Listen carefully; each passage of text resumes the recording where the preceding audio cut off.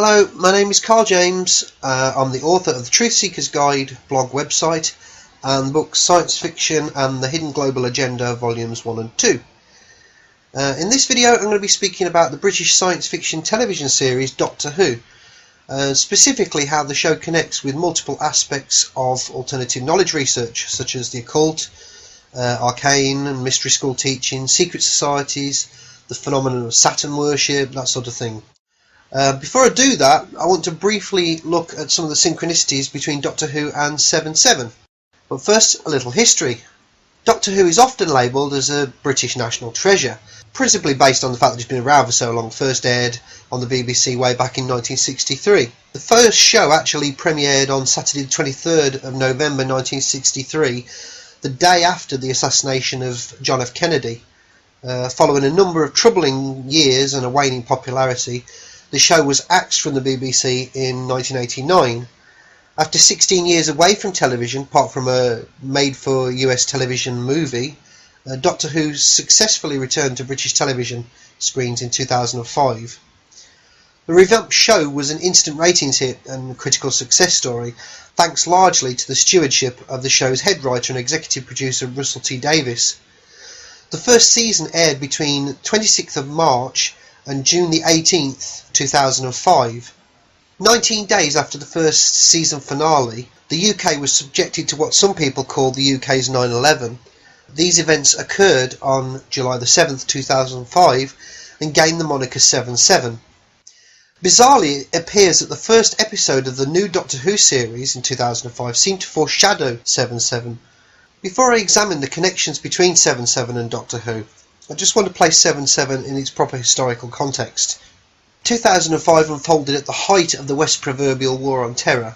Tried and tested media propaganda that followed 9/11 increasingly became a bitter pill to swallow for many British people. Following the Iraq weapons of mass destruction, or lack thereof, fiasco, the dodgy dossier, the highly suspicious death of the UN weapons inspector Dr. David Kelly, amongst other things, a sizable number of people were beginning to question the proverbial hype. Opposition to the multiple post-9/11 wars, along with worries about Western foreign policy in general and the erosion of civil liberties, inspired a number of movements and protest marches around the world. At the time, it certainly appeared that the global agenda changed tack and adopted a new strategy in Britain, one that promoted distractionist, jubilant, flag-waving national pride.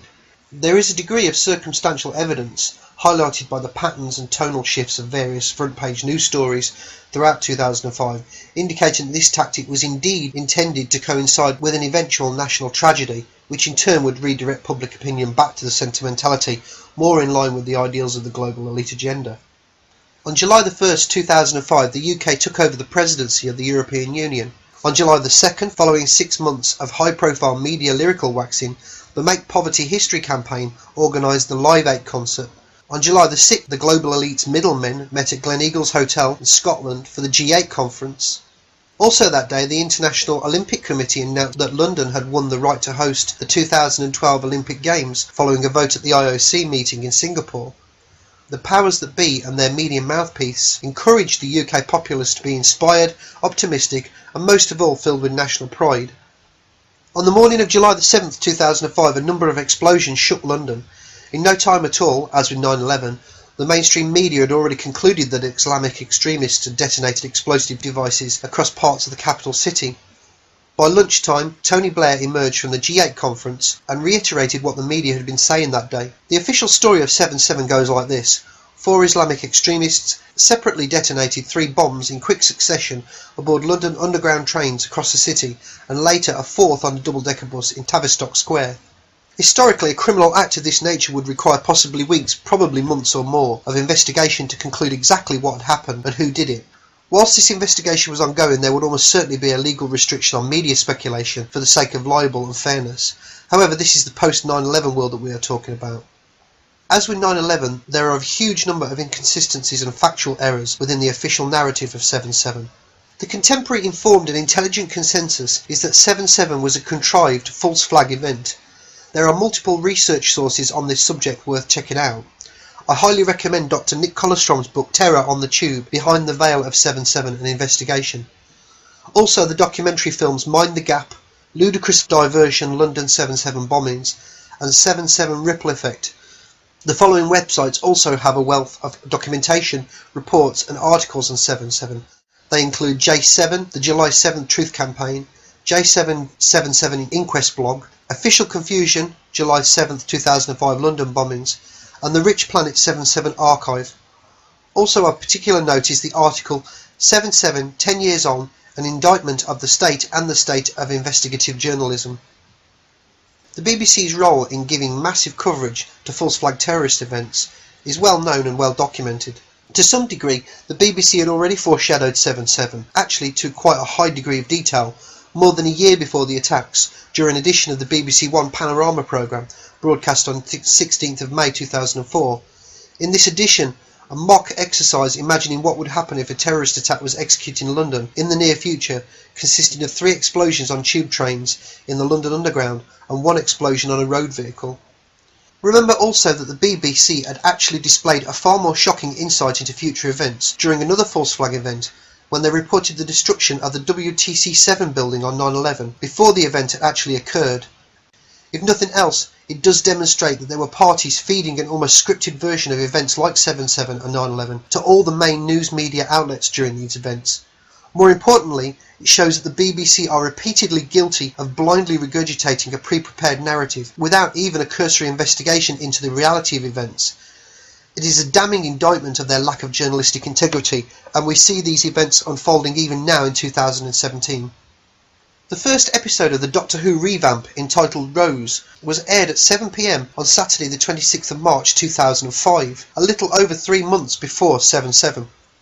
In the episode, the Nestine consciousness inhabits a myriad of plastic objects, turning them into inanimate killing machines. The most prominent image in the episode is that of shop window dummies and mannequins coming to life and terrorising shopping customers.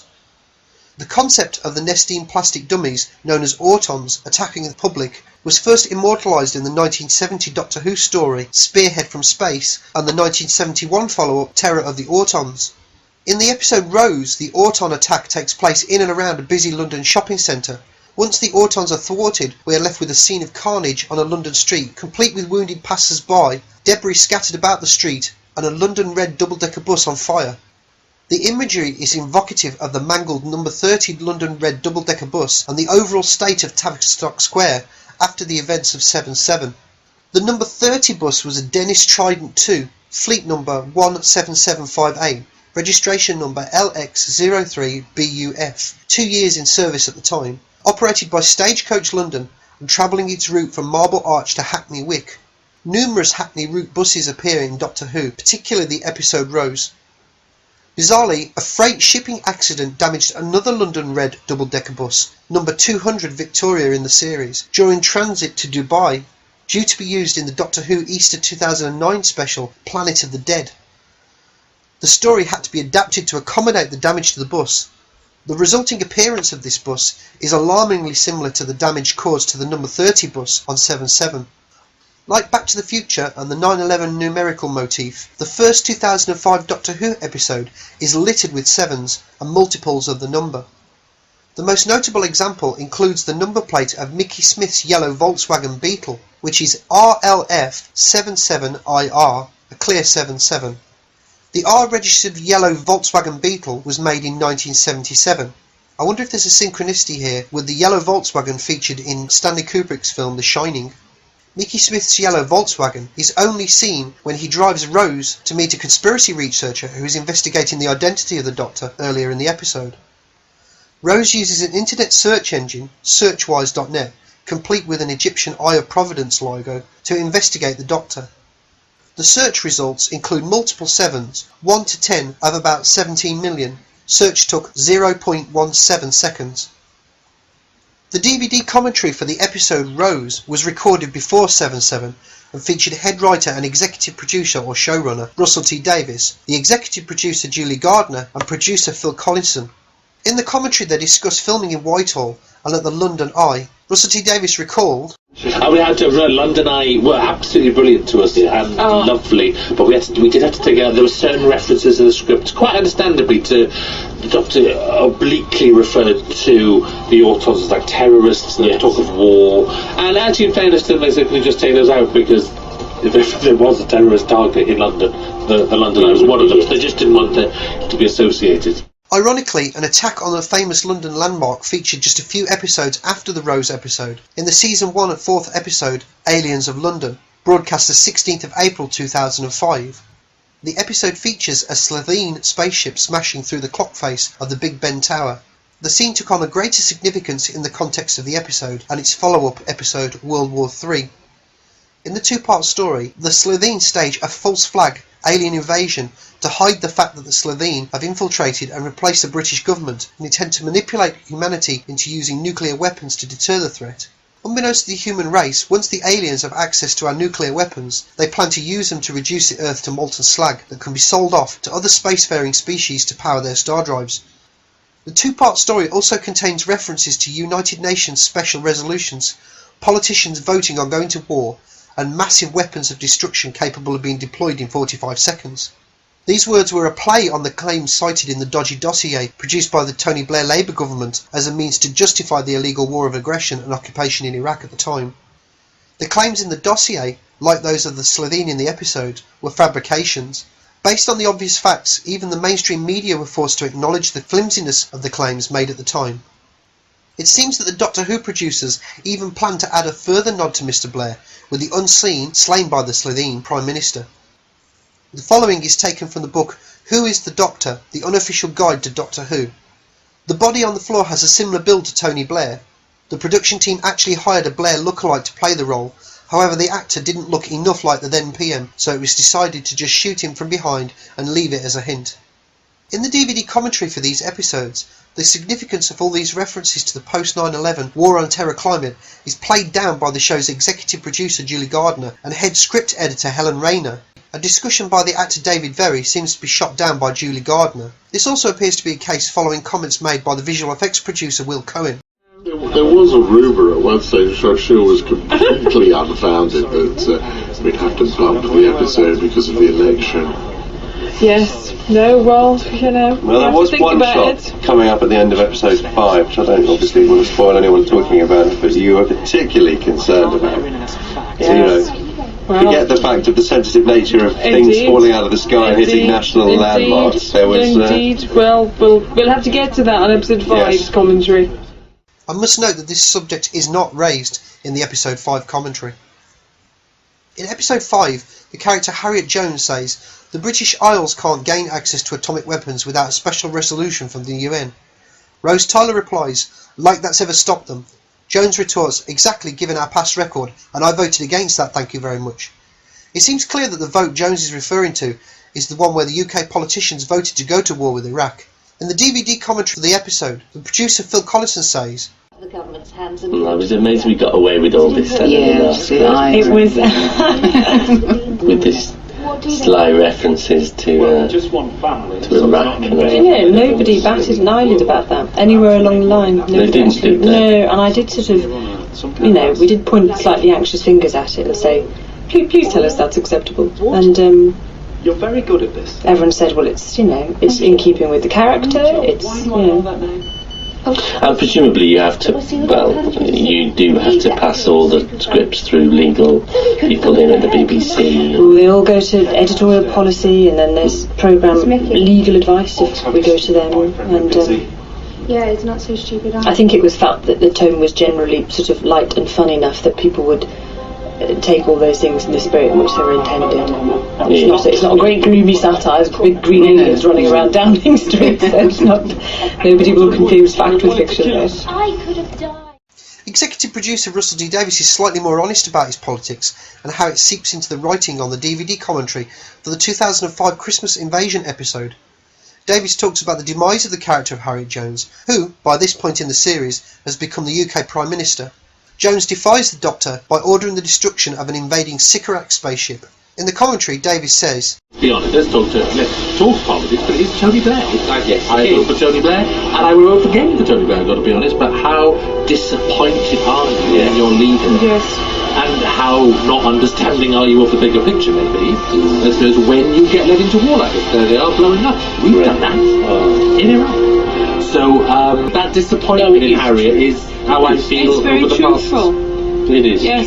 3 or 4 years. And I wish I could be like the Doctor with Tony Blair and bring him down to size, bring him down to size. So, Interestingly, in this episode, the Doctor brings down the Prime Minister with 6 words: "Don't you think she looks tired?" The perception of Tony Blair's health came into question following the 2005 general election, and much speculation may have actually expedited his departure from Downing Street a year or two later. In the episode commentary, Davies acknowledges that, historically, raising the question of a minister's health has sometimes rallied political opinion to bring about the early demise of a high-profile politician. There are added synchronicities to the 7/7 climate if we look at the comments made by the writer Matthew Graham on the DVD Blu-ray commentary for this Doctor Who Season 2 episode, Fear Her. Matthew Graham explained the origins of the 2012 set London Olympic themed episode. Interestingly, his remarks also connected Doctor Who with 7/7. And then Russell suddenly said, I know, 2012, the London Olympics. And I don't think at the time he thought anything more than a nice backdrop, but I just felt that there was something in that. I thought it would be fantastic if I could tie up the spirit of the Olympics with, especially as, our Olympic bid was won off the back of terrible atrocities in London, and with the terrorist attacks the day after the Olympic bid was announced. It really felt in my mind that we needed to sum up a sense of optimism, a sense of hope and love and all the sort of positive forces of the universe, at the risk of sounding overly grand. And I really wanted to use the Olympics as a way of solving that cosmic conundrum. Despite Graham's protestations of optimism, hope, love and the positive forces of the universe, both the episode Fear Her and the tone of the opening and closing ceremonies of the London 2012 Olympics and Paralympics Games for that matter were anything but. The episode Fear Her is about a young girl, Chloe Webber, who has the ability to make people disappear by drawing them. She also appears to be able to manifest negative energy into a physical gestalt form. Chloe is tormented by isolation and withdrawal, along with the self-conjured manifestation of a demonic monster posing as her late abusive father. The episode is substantially centred on the subject of child abuse and traumatisation. This theme was also displayed in the opening ceremony of the London 2012 Olympics in the section Second Right and Straight On to the Morning, being a celebration, as it was claimed, of the Tavistock-created NHS represented by Great Ormond Street Hospital and a myriad of giant beds filled with sleeping children in hospital. Beginning as an almost gentle bedtime story, the scenes quickly descend into chaos and dark invocation of goblins and weird creatures, giant grim reapers and the child catcher, as in Chitty Chitty Bang Bang story.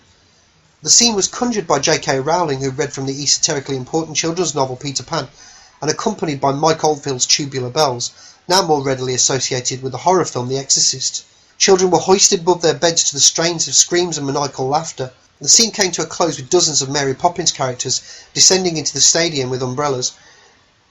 The writer of the 2012 Olympics opening ceremony was the screenwriter and novelist Frank Cottrell Boyce. Boyce has written a variety of children's fictional stories, including sequels to Chitty Chitty Bang Bang, The Magical Car. Boyce's storyline for the 2012 Olympic opening ceremony was based on the highly occult mystery school drench The Tempest by William Shakespeare. Synchronistically, Boyce has written 2 episodes of Doctor Who, the 2014 episode In the Forest of the Night and the 2017 episode Smile. In the Forest of the Night includes a character called Mabe, who has been somewhat traumatised by the disappearances of her sister Annabelle. Mabe exhibits strange tics, hears noises in her head and takes medication to calm these effects. There are glowing creatures in the episodes that speak through Mabe, just as the alien entity does with Chloe in Fear Her. Each of the characters displays alters, a synchronicity with the theme of mind control.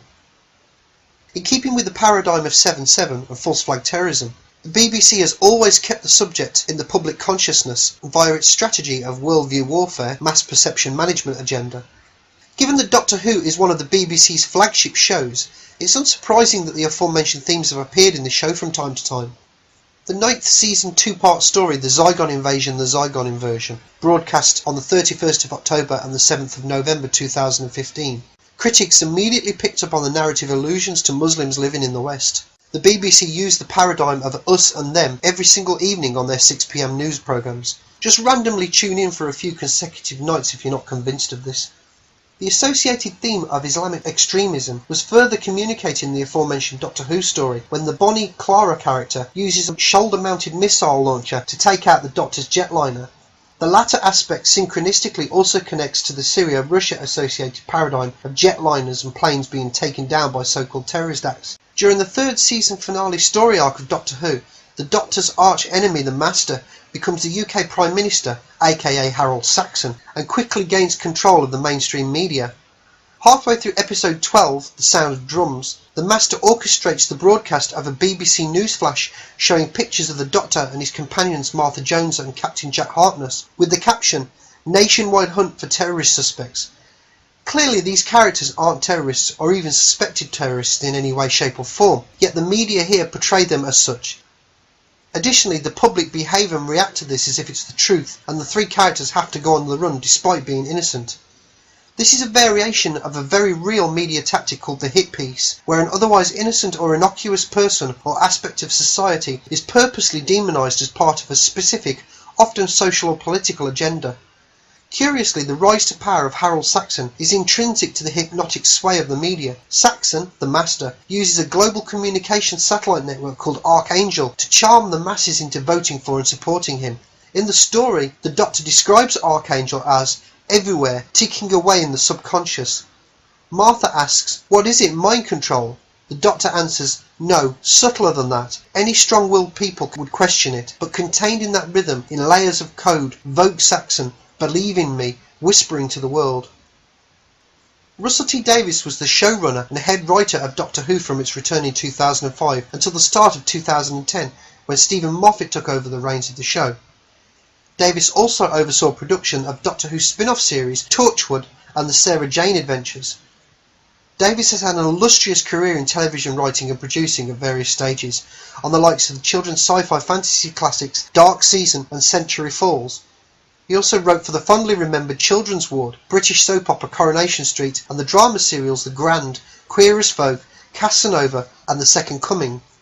Davies's writing clearly demonstrates some knowledge of aspects of the global agenda. For example, in his Doctor Who Series 1 scripted The Long Game episode, there are insights into the workings of the mainstream news media, the hypnotic effect it has, how people unwaveringly believe what it depicts, and how humanity's perceptions are guided, actually herded by the media. This perhaps shouldn't come as something as a surprise, given Davies' extensive experiences in the media. In the DVD commentary for the episode, the show's director Brian Grant acknowledges the themes being portrayed in the episode. He says, "I love this script because I thought it was a little jibe at certain news magnates. Satellite 5 provides news for the whole galaxy, but it's processed through Satellite 5, which means it's controlled by Satellite 5, edited by Satellite 5, and therefore the whole human race can, in effect, without ever realising it, can be controlled, and that's kind of one of the big thematic story points in this episode. Human beings don't know they're being manipulated." He continues, "To be journalistic and question things, that's another theme in the whole programme, that is that you can't take everything for granted. You have to question it. You need to answer some questions." In the episode, the Doctor remarks that something is stunting humanity's development. Grant immediately and excitedly interjects on the commentary, "There you go. There's the crux of the matter. He's basically saying someone is controlling the progress of humanity by, as we discover, using news organisations to do so. In other words, you get to see what you want to see and nothing more. Russell may not have been attempting to, I don't know, but you can read that into it."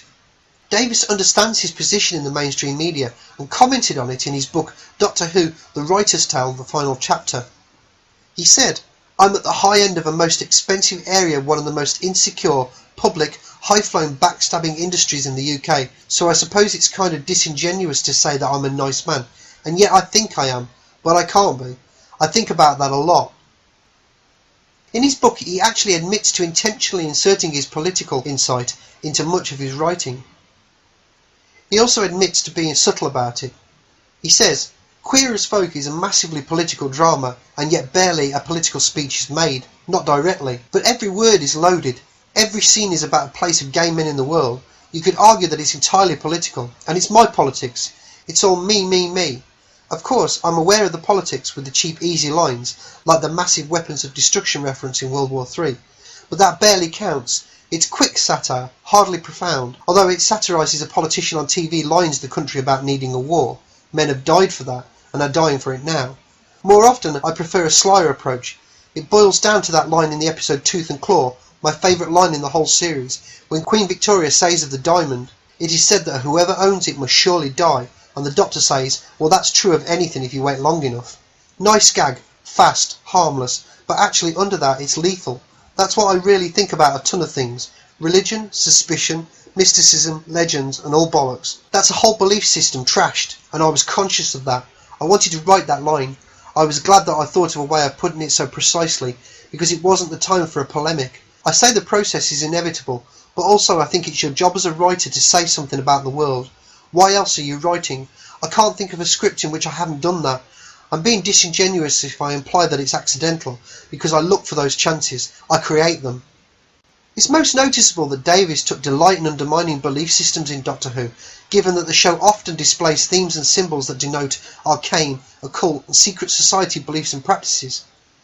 Before I examine these themes in the show, I'll look at another important allegorical thread that has weaved its way through Davies' writing, particularly during his tenure as showrunner of the Doctor Who spin-off series Torchwood. Davies has delivered several metaphorical manifestations of secret ruling elites and classes. We must therefore ask how much he knows about the real global elite and their agenda. In the third series of Torchwood, Children of Earth, the power elite trades several pre-adolescent kids from a children's home to an alien species called the 456 during the 1960s. It's revealed that the 456 get high on the hormones and endorphins of children. This hit that they get is analogous with the depraved fascination that various elite types get out of children, although in their case it usually involves the likes of mental abuse, intimidation, drugs, sex, ritual torture and even murder. The 5-night Children of Earth event series was joint written by Russell D Davies, John Fay and James Moran. In the 4th season of Torchwood, dubbed Miracle Day, the plot of the miracle is that suddenly no one on Earth can die. It's revealed that an elite group of human bloodlines, known as the Family, create the miracle by manipulating the blessing, a rock formation beneath the Earth that controls the world's morphic field. Rupert Sheldrake's research into morphic fields is actually referenced in the series, most notably in the episode Rendition, when Jack Harkness explains the Sheldrake theory, the passing of connective information through the process of morphic resonance. The theory states that a bunch of monkeys on an island learn how to use a rock as a knife. Then a bunch of monkeys on another island 10,000 miles away also learn how to use the rock as a knife, because they're connected through a morphic field. It's not a theory, it's a fact. In this series of Torchwood, the miracle is ended via a bloodletting ritual carried out in polar opposite positions on the Earth, at either end of the blessing. Showrunners Julie Gardner and Russell T Davies spent 4 weeks alongside their writing staff working through every step of the complete story. Torchwood Miracle Day was originally entitled The New World. When the series was renamed Miracle Day, The New World became the title of the series' first episode. An article published in the book Torchwood Declassified, investigating mainstream cult media, describes Miracle Day in the context of a global agenda and the New World Order. It says, Miracle Day therefore raises questions about what it means to be dead or alive in a New World Order, enabling governments, who in contrast to the calculating government leaders in Children of Earth are noticeably invisible, to draw upon seemingly arbitrary categories of life and new death. In the episode The Middlemen, we meet the character Stuart Owens, played by actor Ernie Hudson. In keeping with the episode title, Owens plays an actual middleman for the elite family. When confronted by Jack Harkness, he reveals what he knows. He says, I've sent agents all over the world following the paper trail, backroom deals, the holding companies with the holding companies. If schemes and conspiracies are being plotted, then they must be seen only as patterns, waves, shifts that are either too small or too vast to be perceived. Someone is playing the system right across planet Earth, with infinite graces beyond any one person's sight. Whoever is behind this, they don't show themselves, not to me, not to you, but to play the system like this, the markets, the politics, the industry, they had to be planning this for a very long time. When the family are finally revealed in the finale of the series, in an episode ironically called The Bloodline, they make their agenda known. Female representative family states, the families have just been waiting, now we can step in to control the banks control government controls people, soon we'll be able to decide who lives, how long, where and why. It is uncertain how Russell D Davies gained the kind of insight he has displayed in his writing, the kind of insight that chimes precisely with some of the global agenda aspects studied by alternative knowledge researchers. Maybe he spent a bit of time on the internet researching the subject as a basis for these particular stories. It may simply be that he is, as they say, well read. Some will speculate that it wasn't just Davies who manifested these themes in Doctor Who and Torchwood, that he worked alongside numerous other writers. However, there is ample evidence to demonstrate that Davis took his role of showrunner, head writer and executive producer on Doctor Who and Torchwood very seriously and ran a very tight ship on his shows. He oversaw all scripts and oftentimes rewrote others to bring those scripts in line with his perspectives. In the book Doctor Who The Writer's Tale, the final chapter, he explains, "If only people knew how much I wrote. People know that I polish stuff, but they think that polishing means adding a gag or an epigram, not writing half the script." I have no direct proof that Russell T Davies had or has insider knowledge into the machinations of the global elite. That said, there is one little curio that I plucked from the pages of the Writer's Tale autobiography that, whilst far from being evidence of an agenda connection, I offer for your consideration anyway. Russell T Davies was offered an OBE which he subsequently accepted. He did ponder the decision beforehand and documents this in the book. However, this story actually offered up some fascinating insight into his family background and associations. This is what he had to say. "I really don't know. I'm torn. The British Empire, for God's sake. But it would make my father happy. I really think it's nonsense, and I'm not sure if I think it's wrong. Maybe I've been offered it because my parents helped to abduct a spy. It was back in the 1950s. My mum and dad were very big in Swansea Rugby Club. It was their whole life. And there was a visiting team from, I get vague here, Romania? Somewhere like that. My mum and dad could both speak French, which was the only language they all had in common, so they were enlisted as translators. Some men from the Foreign Office came to our house. They said that one of the rugby team wanted to defect, and it was in our interest that he did so. Okay, I'm making up the spy bit, but it's very close. So they arranged the whole thing. One night there was this big do for a visiting team of some posh hotel in Gower.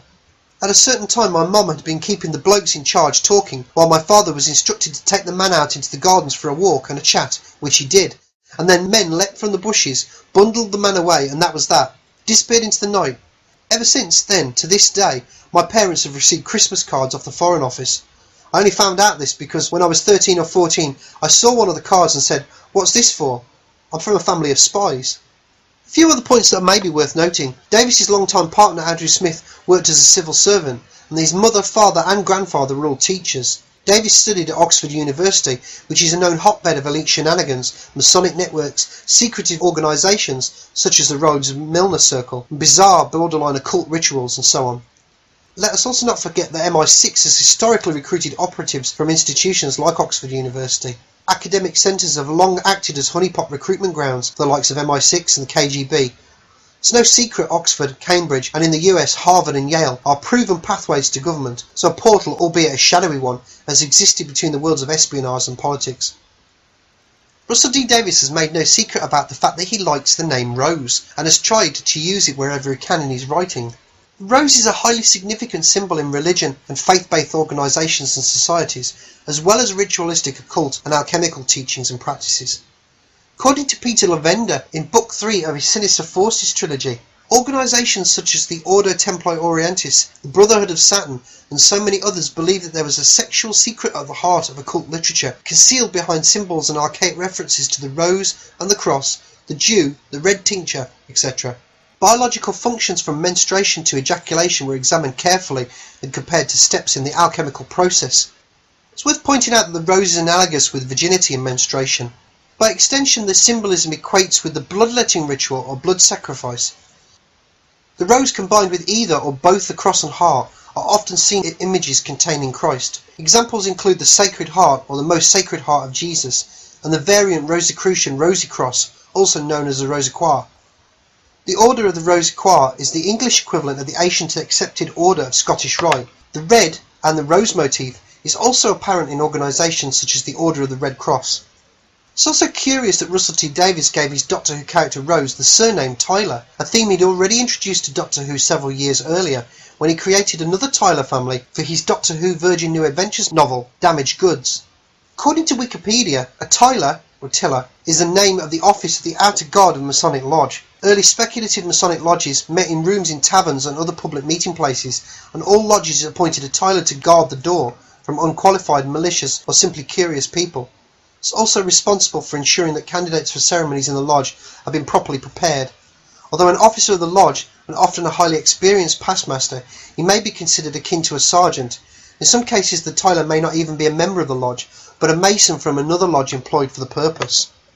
In the excellent book The Murder of Reality, Pierre Sabac reveals multiple levels of the meaning of the word Tyler.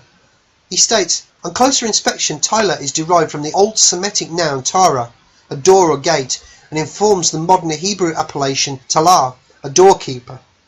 The Masonic word Tyler is used as a verb to close the door as well as a noun for the doorman himself. Ritualistically, Tara, door, is a symbol of the votive and distinguishes tail, lamb, recognizant with Le Tahar, which means to cleanse.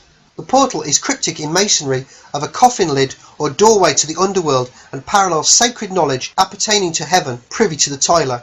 Connections between the door frame and expiation of the lamb is incumbent with the ritual of the Passover. Sacramental blood or the innocent lamb child is spread upon the lintel of the door frame, a metaphor of death and initiation, rebirth.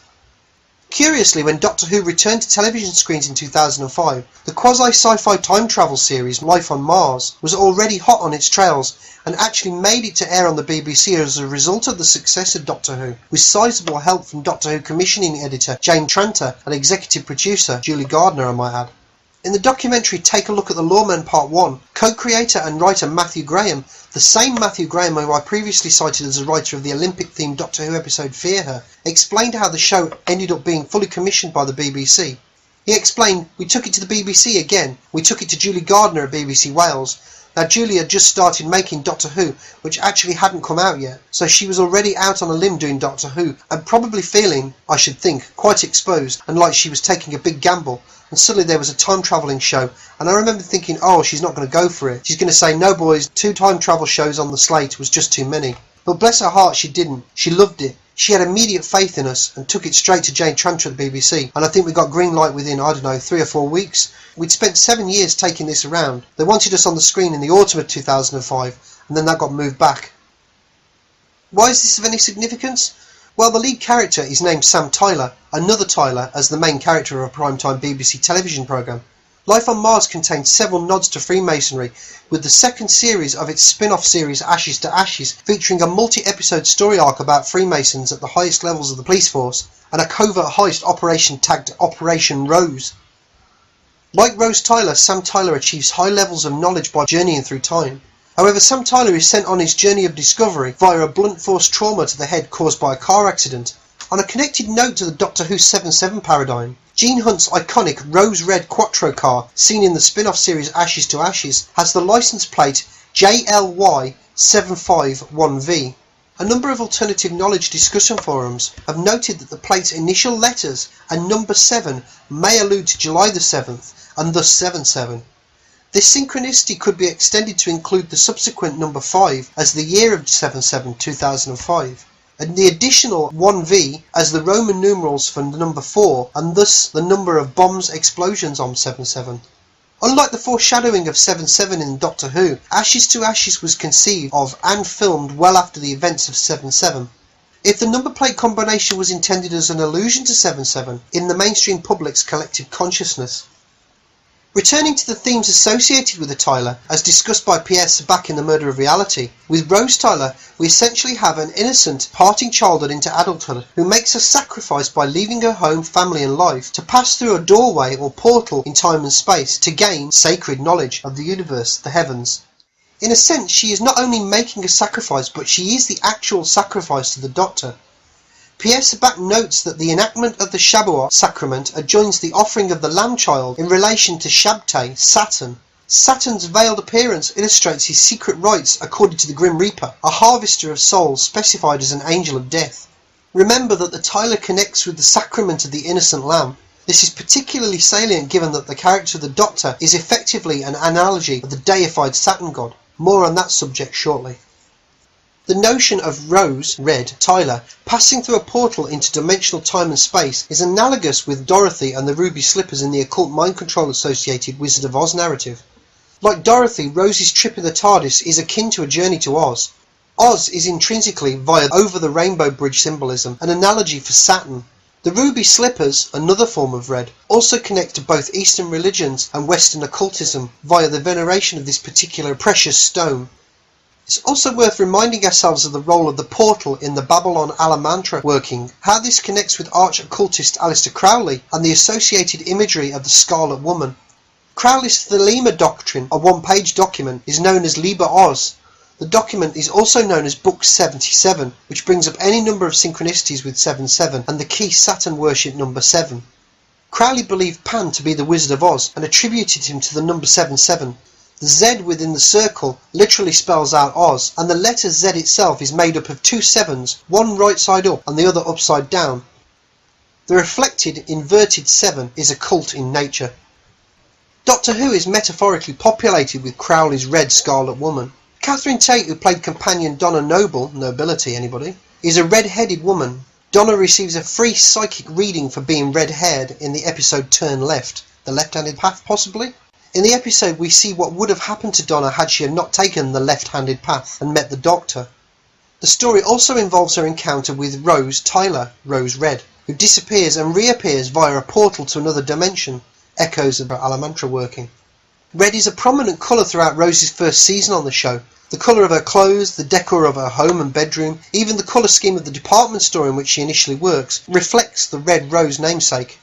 In the 2008 Christmas special The Next Doctor, we meet the characters Rosita, another Rose, and the darkly powerful Miss Hartigan. Hartigan appears throughout the episode dressed in a red gown, another Scarlet Woman. The 11th Doctor's first companion, Amelia Pond, was played by the red-headed Karen Gillan. Amelia Pond often appears dressed in red t-shirts and tops.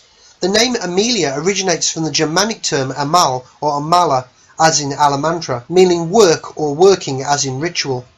The red motif went from the sublime to the ridiculous when the character of Clara, Oswin Oswald, was introduced in Doctor Who, although I should note that both she and Amelia Pond arrived after Russell T Davies's tenure on the show during the Stephen Moffat era.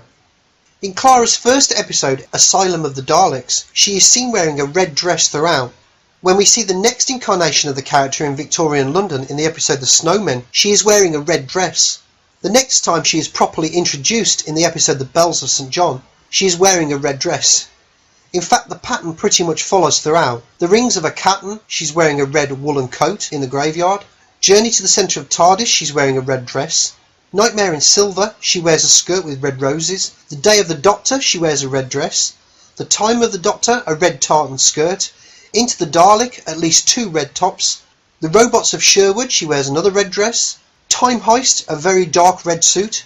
The Caretaker, a red blouse. Flatline, a red checked shirt. The list goes on. Immortality and infinity often motivate belief systems and rituals, particularly in the occult. In that regard, I find it interesting that in Western culture, the colour amaranth, pinkish red, is symbolic of infinity and life cycles. According to Wikipedia, amaranth is a reddish rose colour that is a representation of the colour of the flower of the amaranth plant. It's also worth considering that Rose Tyler acquires godlike abilities, immortality and infinity when she absorbs the time vortex and becomes the Bad Wolf in the Season 1 finale. She's able to take matter and unravel its atomic structure. She also brings Captain Jack Harkness back from the dead. The Doctor comments that such abilities could consume her. Rose describes the sensation as burning her. Her transformation, combined with the rose-red motifs of her character, is reminiscent of the Rosicrucian motto, by fire nature is restored in purity, or pure matter is restored by the spirit. The medieval Rosicrucian motto, signifying that the workings of the inner fire of the spirit, when operating free and unchained by its surrounding veils, reduces those veils in oneness with it itself, so that pure, complete, or original nature is restored by its primordial essence. This in its application to the human being, when a person lives entirely in the light or fire of the spirit or God within, all his veils of consciousness coalesce within the inner fire, so that his original spiritual being is restored and becomes a God-man. Remember also that Rose Tyler literally receives a trial by fire when she decides to help the Doctor in the burning layer of Nestine consciousness in her introductory episode. One final note that may shed some light on the inclusion of the Bad Wolf narrative theme throughout Russell T Davies's tenure on Doctor Who once again connects Rose Tyler back to the blood red and sacrificial lamb motifs. Quite simply, the Big Bad Wolf evokes the Little Red Riding Hood narrative. Rose Tyler is the wolf in sheep's clothing. Overall, it is a very simple, perhaps unnoticed, but highly effective use of a classic archetype, one that would immediately register with the subconscious of any young viewer. We wonder why Doctor Who is so popular with kids and adults alike. Moreover, it demonstrates how such dark and ritualistic themes can be so easily buried beneath seemingly innocent memes to great effect. In view of this, we really do need to question the intentions of those people working behind the scenes on Doctor Who. So far in this video I've only examined some of the more generic themes and symbols on display in Doctor Who. However, at its heart, the show seems to be based upon a far more elusive arcane belief system, one that is apparently growing in contemporary popular culture and may even refer back to some of the earliest belief systems and archetypes in human history. It is known as Saturn worship. Before I examine the huge influence that the phenomenon has had on Doctor Who, it's vital to first understand that the main aspects of this belief system. Saturn worship is based on a form of deification that is personified by the celestial object we've come to know as the planet Saturn, with the concept of Saturn either as a celestial object or a variation of the deity, revered highly above other deified celestial objects, perhaps even more so than our contemporary sun and moon. It's difficult to precisely ascertain when and how this belief system began, as there are contending views on the matter, although there are numerous ancient civilizations dating back thousands of years that allude to the possibility.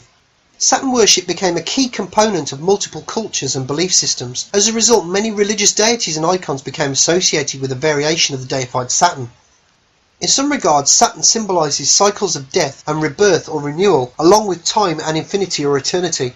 There is a recurring motif where Saturns and its derivations are associated with cycles of agriculture, the crops and the land, and the subsequent harvest. Saturn is a deity of stark contrasts, bestowing good fortune in some cases and acting as a harbinger of death and doom in others. The deified Saturn has, along with its variations, readily represented sun and star worship. He was worshipped as a supreme ruler of time. Doctor Who appears to have a fascination with Saturn symbolism, mythology and deification. In fact, it could be argued that the show owns its original concept of the deified Saturn. In Greek mythology, Saturn is Kronos, and sizably associated with chronology and time. Of course, the central character of the Doctor is a Time Lord. In myth and astrology, Saturn is emblematic of contradictions and vast changes. There is no other character in science fiction genre who represents change more than the Doctor character, thanks in part to the show's regeneration concept, which has allowed multiple actors to take over the role during the last 50 plus years. Let us also compare the wild contradictions in character assigned to both the various personifications and deifications of Saturn and the character of the Doctor. Saturn has had many guises over the centuries. The more benign archetypes have included Old Father Time, the Wise Old Man, the Good King, the Judge of Heroes, and even Santa Claus. His darker interpretations have included the Taskmaster, the Senex, the Castrator, the Devourer, the Grim Reaper, Death, and Satan. There is a remarkable similarity when we look at the contradictory names and aliases that the Doctor has acquired throughout the history of the series Doctor Who. Benignly, they include a good man, the healer, the caretaker, the curator, beautiful idiot, evergreen man, time's champion, the saviour, old one, Merlin, the great wizard, and the mighty warrior. More darkly has been called the evil one, he whose name dare not be mentioned, the other, the Ripper, the Sandman, Dr. Caligari, Thief, the Predator, the Dark One, the Bringer of Darkness, the Oncoming Storm, and the Destroyer of Worlds. In recent years, the Doctor's more popular adversaries have included the Weeping Angels. Vampiristic in nature, the angels absorb a victim's life potential by removing them from their life timeline and relocating them at another point in history. The Doctor Who Monsters and Villains Guide describes them as quantum-locked alien killers as old as the universe itself. Little is known of their origins or culture. When observed, they freeze like stone, but in the blink of an eye they can move vast distances. An interesting Masonic statue is that of the Broken Column. The sculpture consists of a weeping virgin holding in one hand a sprig of acacia and in the other an urn. Before her is a broken column on which rests a copy of the Book of the Constitutions, while Father Time, behind her, is attempting to disentangle the ringlets of her hair. Time unfolding the ringlets of her hair, that time, patience and perseverance accomplishes all things. In Doctor Who, the second city of the Time Lord homeworld, Gallifrey, is called Arcadia. In mythology, Arcadia was an idyllic and unspoiled wilderness inhabited by those who lived after the manner of the Golden Age without pride and avarice that corrupted other regions. In classical Greek mythology, the Golden Age was presided over by Kronos. The alleged real-world Golden Age era was dominated by Saturn's influence and presence. The term Arcadia also has Freemasonic connotations. The main characteristic of Arcadianism was the renewal of interest in the thinking and literature of the pre-Christian world. The Time Lord homeworld Gallifrey is itself described as the shining world of the seven systems. 7 is a key number in association with Saturn worship. It's worth pointing out the significance of the Doctor Who episode The Power of Three. The episode, which aired during the series' 7th season, tells the story of a slow invasion by just over 7 billion small black cubes, one for every human on Earth. These cubes incorporate themselves into everyday lives of humanity, becoming almost unnoticed and ignored, an apt analogy for the current state of Saturn worship in popular culture. Eventually the cubes begin a countdown from 7 to 1 and commence an attack upon humanity. The attack is coordinated by an alien race called the Shakri.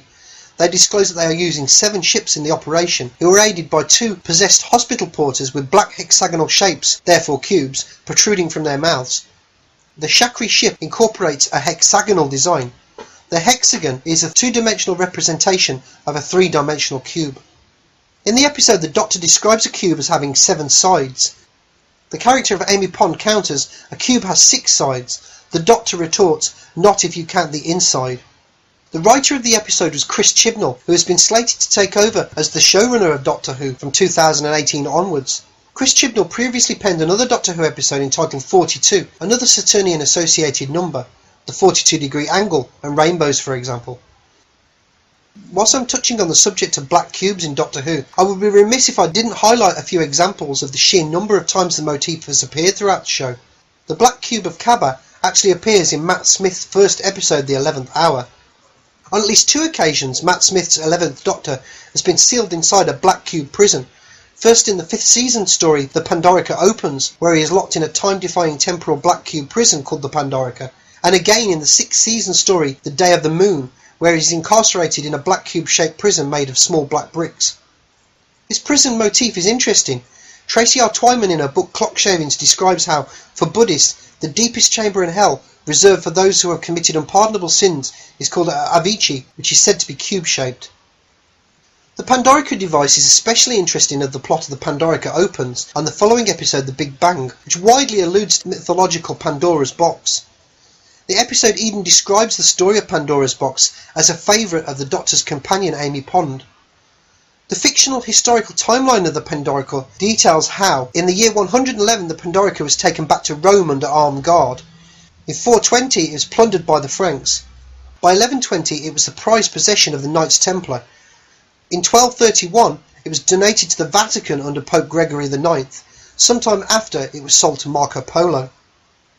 These historical markers connect to Saturn worship via the Roman deification of Saturn, the Catholic Church and the Masonic Knights Templar. The Knights Templar affiliated Roslin Chapel contains a sequence of 213 ornate stone-carved boxes or cubes, protruding from pillars and arches with a selection of patterns on them. The motifs of the boxes somewhat resemble geometric patterns seen in the study of somatics. On a similar Masonic note, the episode Big Bang also features the first time that the Doctor character wears his iconic Masonic red Shriner's fez. The ancient Arabic order of the Nobles of the Mystic Shrine, also known as the Shriners, established in 1870s as a body to Freemasonry, based in the United States. Matt Smith's Doctor continues to wear the Shriner's fez in a number of his episodes. In the episode The Big Bang, the TARDIS explodes, causing the whole universe to blink out of existence. The only remaining celestial objects are the Earth, its moon, and a dark, sun-like, almost all-seeing eye source of light in the sky, which turns out to be the slowly exploding TARDIS. At night there are obviously no stars, and humanity is at ease with seeing the sky in that fashion. This is slightly evocative of the Saturnian Purple Dawn era, when it was believed the principal objects in the Earth's sky were an alignment of the planet Mars, Venus, and the star-like Saturn. The Doctor Who episode The Doctor's Wife depicts again the 11th Doctor receiving a message from the dead Time Lords via a Gallifreyan communication device called a hypercube. The devices, also named Tesseracts in the episode, were first seen in the Patrick Troughton story The War Games, broadcast between April and June 1969, a story which also finally revealed the Doctor's race of Time Lords for the first time. In The Doctor's Wife, a number of hypercubes are shown with the Ouroboros infinity symbol on them. In the 12th Doctor series entitled Flatline, we see the Doctor in a shrunken siege mode, a small dark grey black cube adorned with Gallifreyan markings.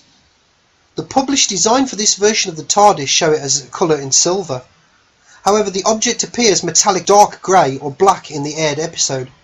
Black cubes also appear in several episodes of the Doctor Who spin-off series The Sarah Jane Adventures, as a device used by the black cloaked villain the Trickster. This character has the ability to alter the fabric of time and exists solely to bring disorder and chaos to time and reality. The seeming death of the Doctor's companion Clara Oswald takes place in the episode Face the Raven. The trigger for the plot is the death of Anna, a two-faced Janus past and future motif alien. Clara ultimately becomes stamped with a chronolock, a time lock tattoo, which counts down to her death. She meets her demise at the hands of a quantum shade, which appears as a black raven. Clara's final words are "Let me be brave." In the subsequent two-parter, Heaven Sent and Hellbent, the Doctor repeatedly dies and renews over a period of 4.5 billion years until he is able to return to the Time Lord homeworld of Gallifrey by patiently chipping away at an almost alchemical stone and cheat death by plucking Clara from her timeline just prior to being struck by the Raven. By the end of the episodes, Clara effectively becomes a Time Lord in her own right. She becomes ageless, inherits a TARDIS of her own to travel the bounds of time and space, and is accompanied by another immortal character called Me, Ishilda. A number of these themes, most notably the Raven, apply to both alchemy and Saturnian beliefs. The famous psychiatrist and psychotherapist Carl Jung wrote that self-knowledge is an adventure that carries us unexpectedly far and deep. Even a moderately comprehensive knowledge of the shadow can cause a great deal of confusion and mental darkness, since it gives rise to personality problems which one had never imagined before. For this reason alone we can understand why the alchemists call their process a blacker than black, night an affiliation of the soul, confusion, etc., or more pointedly, the Black Raven, a well-known allegory for the devil. In the book Melancholy and the Otherness of God, the author Alina N. Field cites this quote by Jung and comments, "Thus for the medieval alchemists, melancholy, negrido, guilt, confusion, affliction of the soul was symbolized by putrefaction, mortification, separation, dissolution, decomposition, chaos, the devil, Saturn, the raven, and Sol Niger. They were all interchangeable symbols belonging to the same family of meaning.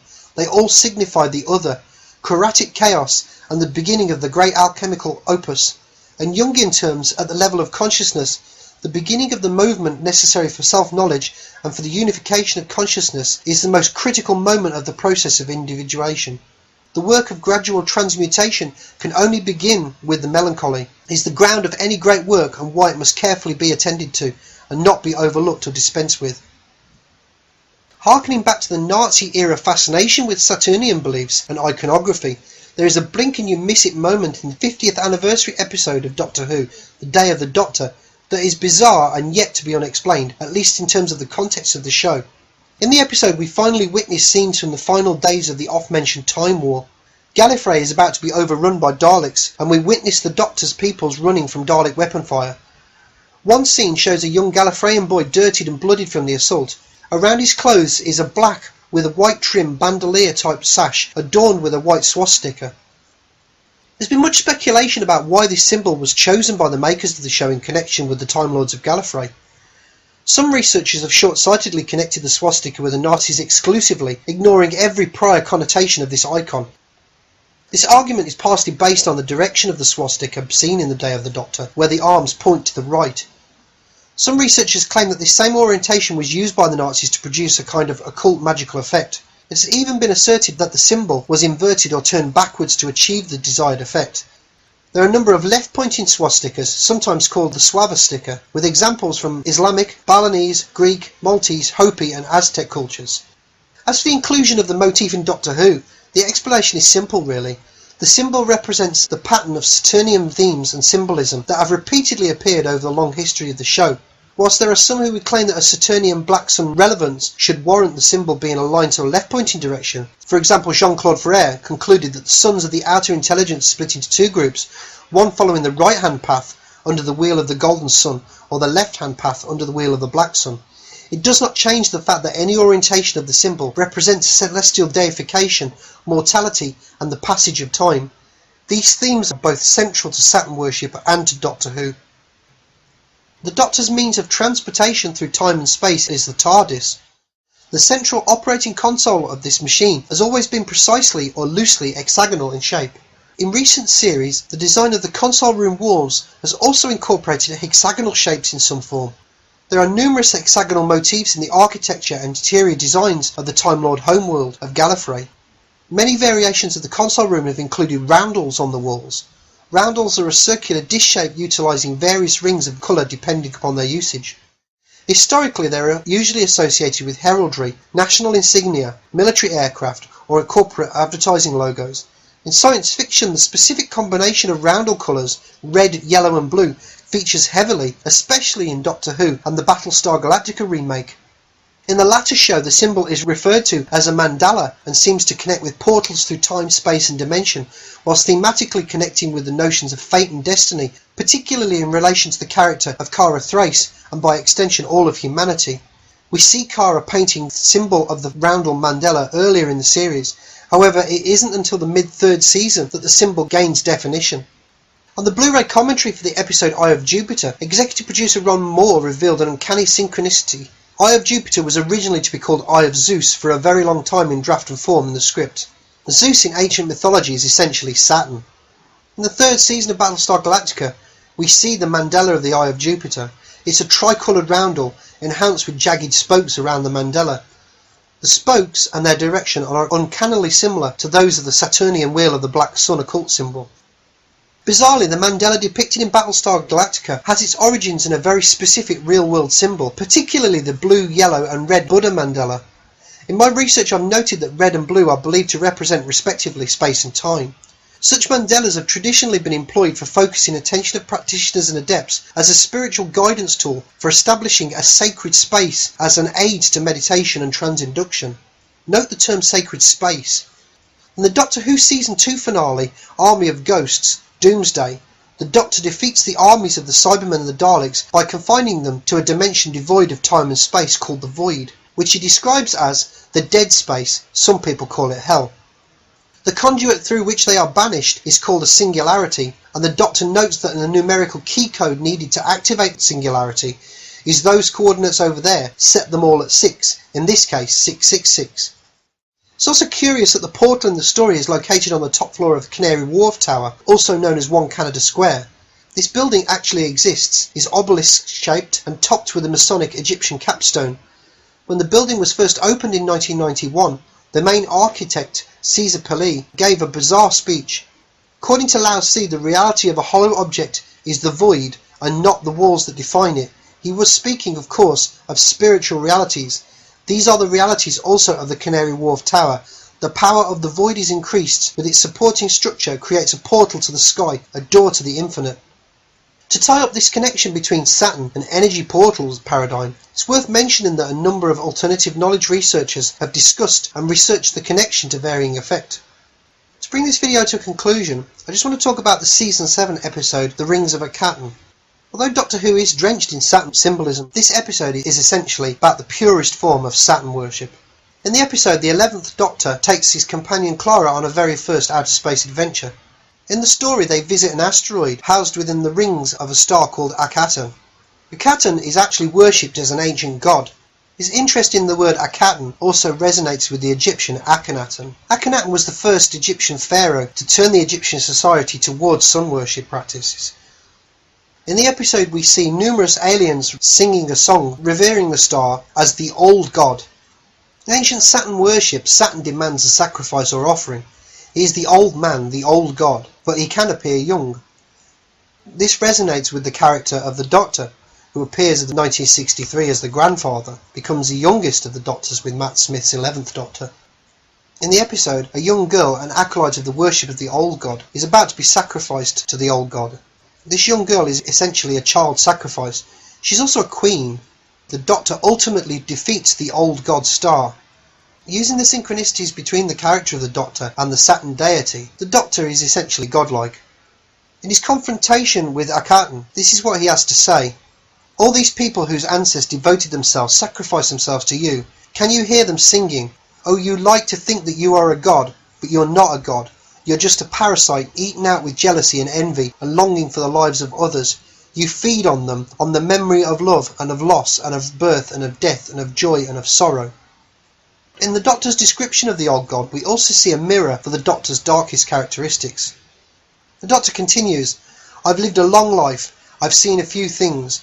I've walked away from the last great time war.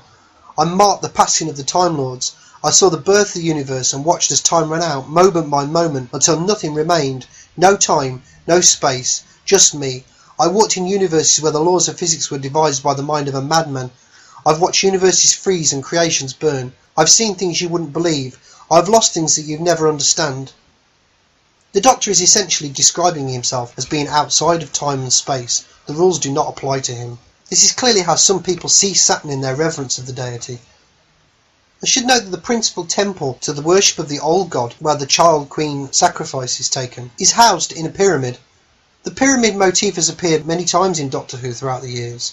Obviously there's the Pyramid of Mars story, but in more recent years we have seen it appear in the story The Wedding of Riversong, strangely labelled there as Area 52. In a 2017 three-part story, a race of aliens dubbed the Truth Monks attempt to take over the Earth by enslaving humanity. They arrive on Earth in a giant pyramid spaceship. It seems clear that the themes and narratives being portrayed in Doctor Who are very effective. Does this say something about the reason why the show has managed to last for as long as it has? Doctor Who continues to go from strength to strength and doesn't appear as though it's going to be disappearing from the BBC schedules anytime soon. What is conveyed as a harmless programme, enjoyed by adults and children alike, it certainly appears that there is something deeper being hidden within the narratives of this long-standing show.